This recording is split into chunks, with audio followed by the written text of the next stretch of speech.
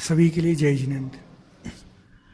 कहते हैं क्रोध हमारा शत्रु ही है, तो उस क्रोध को क्यों ना आज विचार करके त्यागा जाए।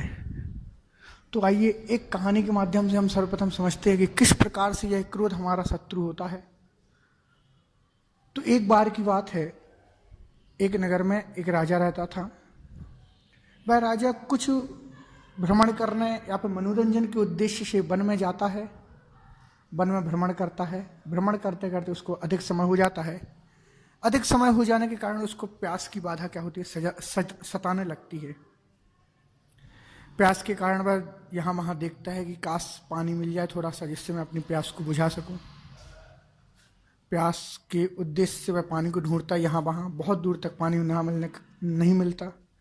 परंतु एक जगह देखता है कि कुछ बूंदों के माध्यम से पानी आ रहा है, कुछ पहाड़ के ऊपर से पानी गिर रहा है। उसकी नज़र उसकी ओर पड़ती है। वह देखता है कि क्यों ना इस पानी को थोड़ा सा इकट्ठा किया जाए, उसके बाद उसको पी लिया जाए, जिससे प्यास की बाधा दूर हो जाएगी। वह उस पानी की बूंदों को एक पात्र बनाता है, पत्तों का वृक्ष से पत्ते तोड़ करके एक पात्र बनाता है। उसमें पानी को इकट्ठा करने लगता है, बूंद बूंद करके पानी को इकट्ठा करता है। कुछ समय में ही पानी की बूंदों से वह पात्र भर जाता है। जैसे ही वह सोचता है कि इसको पी लिया जाए, और उतने में एक तोता आता है और उसके क्या होते पात्र को गिरा करके चला जाता है। उसका सारा पानी गिर जाता है। पुनः वह रखता है, उसको थोड़ा सा क्रोध आता है, परंतु कंट्रोल करता है अपने आप को। पुनः वह उस पात्र को रखता है और धीरे धीरे फिर पानी को जोड़ता है। फिर वह पानी जुड़ जाता है, तोता आता है और फिर उसको गिरा करके चला जाता है। उसके अंदर क्रोध और बढ़ने लगा। ऐसा ही तीसरी बार वह करता है, और जैसे ही तोते के आने का इंतजार करता है, वो अपनी एक तलवार लेकर के उस तोते को क्या कर देता है, मार देता है। क्योंकि तीसरे बार भी उसने उसके पात्र को क्या था, गिरा दिया था। उस पात्र को गिरा देने पर अब और क्रोध के आवेश में आकर के उस तोते को तो मार दिया। मारने के बाद वह सोचता है कि ऐसे तो बहुत समय हो जाएगा और प्यास से मैं मर ही ना जाऊं।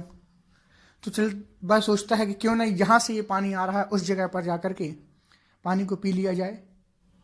वह ऊपर चढ़ता है, देखता है कि पानी कहाँ से आ रहा है। आकर पहुँचता है ऊपर, और वह क्या देखता है कि एक सर्प जहाँ बैठा हुआ था, और वह अपने मुंह को खोल करके बैठा हुआ था, जिसके मुंह से जहर की एक एक बूंद आकर के नीचे आ रही थी, और वह जहर की बूंद को मैं इकट्ठा कर रहा था।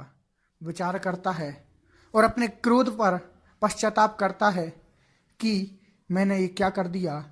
जो एक तोता मेरी जान बचाने के लिए मेरे उस पात्र को जो जहर से भर रहा था उसको गिरा रहा था, परंतु मैंने उसकी जान ले ली।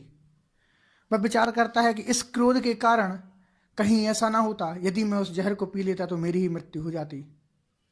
तो इससे यही सीखना चाहिए हमें कि कभी भी यदि क्रोध आता है हमारे लिए, तो हमें उस क्रोध पर नियंत्रण रखना चाहिए। क्योंकि क्रोध करने से हमारे लिए ना जाने क्या हानि हो सकती है।